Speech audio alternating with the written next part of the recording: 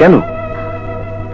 ছোটবেলায় বাবা মাকে হারিয়ে দুঃখে কষ্টে মামার আশ্রয় ছিলাম। সেই মামায় একদিন টাকার লোভে আমাকে নারী পাচারকারীদের হাতে বিক্রি করে দেয়।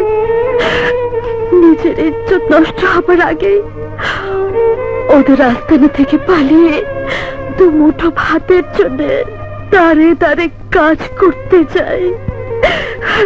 কিন্তু কিন্তু সবাই আমার দেহের প্রতি। তাই এসেছেন আত্মহত্যা করতে? তা অবশ্য মরার অধিকার আপনারও আছে, কারণ আপনিও আমার মতো জনম দুঃখী। আপনি জনম দুঃখী? হ্যাঁ, আমিও আত্মহত্যা করতে এসেছি। আপনিও আত্মহত্যা করতে এসেছেন? কোন দুঃখে? এক মা ছাড়া দুনিয়াতে আমার কেউ ছিল না। দিনরাত আমি শুধু যাত্রা, থিয়েটার আর গান নিয়ে ব্যস্ত থাকতাম। অসুস্থ মার দিকে বিন্দু মাত্র খেয়াল রাখিনি। একদিন সারা রাত যাত্রা করে সকালে বাড়িতে ফিরে দেখি মা নেই, চিরদিনের মতো বিদায় নিয়েছে। বিনা চিকিৎসায় মা আমার মারা গেলেন। মার জন্য আমি কিছুই করতে পারিনি। আমি এক অপদার্থ। আমার বেঁচে থাকার কোনো অধিকার নেই, কোনো অধিকার নেই।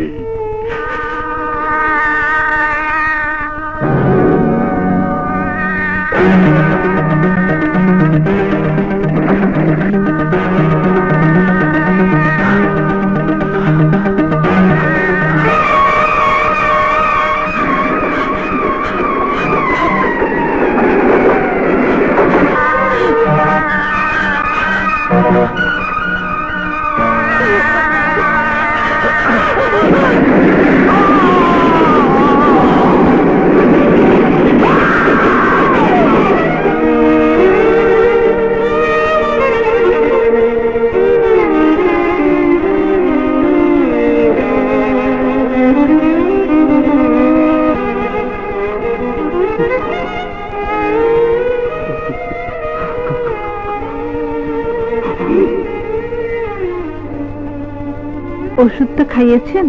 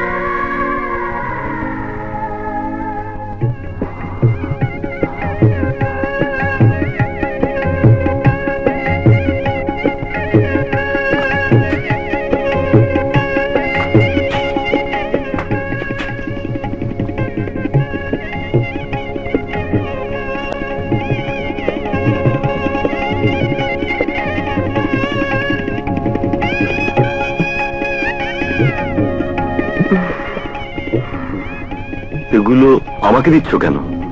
আপাতত আমাদের থাকার একটা ব্যবস্থা করতে হবে তো। এগুলো বিক্রি করে? না না, তা কি করে হয়? তোমার হাত, তোমার কান খালি করে। এগুলো দিয়ে আমি কি করব?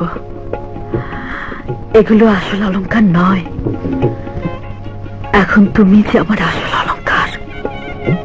আশা? হ্যাঁ, আগে একটা মাথা গোজার ঠাই তো দরকার। তারপর একটা চাকরি পেলে এমন কত গয়না তুমি আমাকে বানিয়ে দিতে পারবে। কই নাও।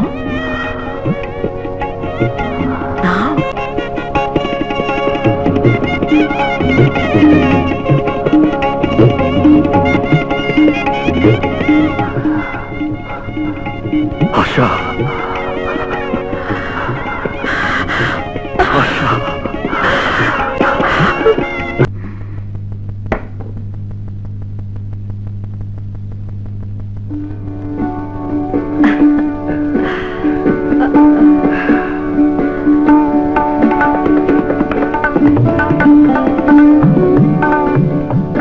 কি দেখছো? দেখছি না, ভাবছি। ভাবছো? কি ভাবছো? ভাবছি আজ 20টি বছর ধরে দিনের পর দিন, রাতের পর রাত কি অবিচল ধৈর্যের সাথে তুমি আমার সেবা করে চলেছ। একটা দিনও তোমার এই সেবা যত্নের এতটুকু অভাব আমাকে বুঝতে দাওনি। এ কি করে সম্ভব? সম্ভব অসম্ভবের প্রশ্ন তুলছো কেন? এ যে আমার কর্তব্য। তুমি যে আমার স্বামী। আর আমাকে লজ্জা দিও না আশা। আমি তোমার স্বামী, জীবন আর মিতার বাবা, অথচ সংসারের সব দায়িত্ব তোমার কাঁধে। একদিকে সবার দেখাশোনা, আরেকদিকে সংসার চালানোর জন্য গার্মেন্টস ফ্যাক্টরিতে কাজ নিয়েছ। বারে সংসারের জন্য তুমিও তো কম করছো না। রাস্তায় পত্রিকা বেচে আমি আর ক টাকা উপার্জন করি। আমি এক অপদার্থ আশা, তোমাকে সুখী করতে পারলাম না। না গো না, দুনিয়ায় আমার মতো সুখী আর কে আছে? স্বামী সন্তানদের নিয়ে কত সুখী আছি। সবই খোদার দয়া। হ্যাঁ, খোদা সত্যিই দয়াময়। জীবন এমএ পাশ করে মানুষ হয়েছে, বলেছে একটা চাকরি পেলে আর তোমাকে গার্মেন্টস ফ্যাক্টরিতে কাজ করতে দেবে না। পাগল ছেলে।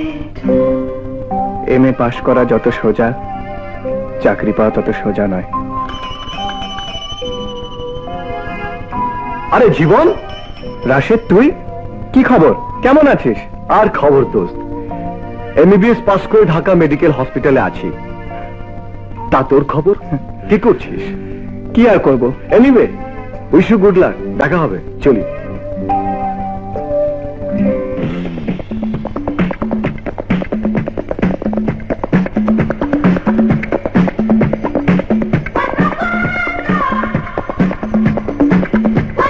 মারালেন 4 দিন না খেয়ে আসছে। আপাকে নেন না, আপা এটা নেন না।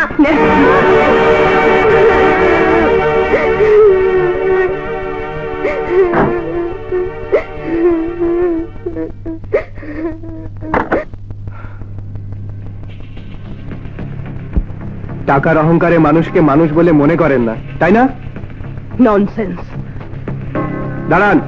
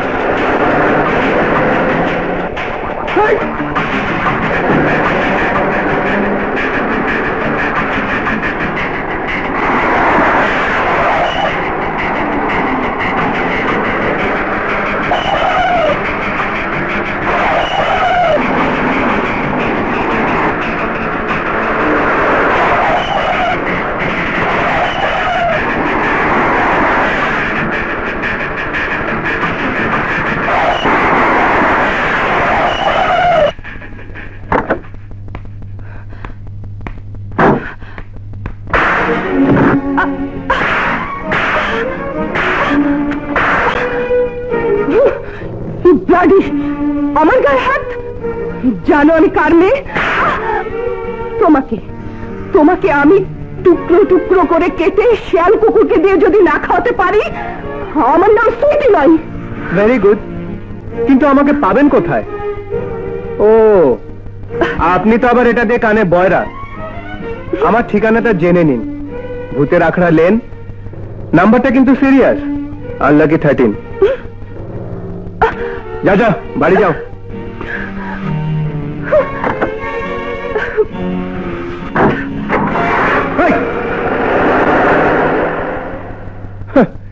মেয়ের এই অবস্থা, বাপ না জানি কেমন। টাকা রে টাকা। হাই রে টেকা রে টেকা। তুই তোমার আপন সন্তান।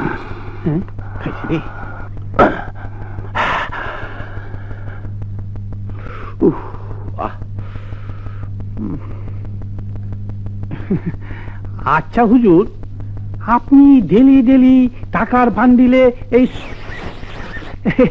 স্প্রে করেন কেন? গাধা, এ টাকা টাকা নয়, রক্ত। রক্ত? হ্যাঁ, গরিবের রক্ত। আমি বাপু সত্যবাদী, গরিবের রক্ত না চুষে কেউ কোনোদিন বড়লোক হয় না। আমিও তাদের রক্ত চুষেছি, বড়লোক হয়েছি। তাই তো রোজ মশার ওষুধ দেই, যাতে কোনো মশা এই রক্ত চুষে না খায়। এই তো বুদ্ধি খুলেছে। সাপা কিরকিরা। না বুঝা ঠাট্টা করলেন। কি এই, এই, বাবারে গেছি রে। আমি রোজ রোজ টাকার বান্ডিলে মশার ওষুধ দেই, তা তুই জানলি কি করে? না মানে আমি স্বপ্নে দেখেছি রাতে আপনি রোজ রোজ টাকার বান্ডিল ইউজ করেন। সাপা কিরকিরা। বাস্তব আর স্বপ্ন কি এক হয়? ধ্যাৎ, হয় না। আয় মা, আয়। মা সুইটি। টমেটো। জি হুজুর। কি ব্যাপার? বুঝা গেল না। সাপ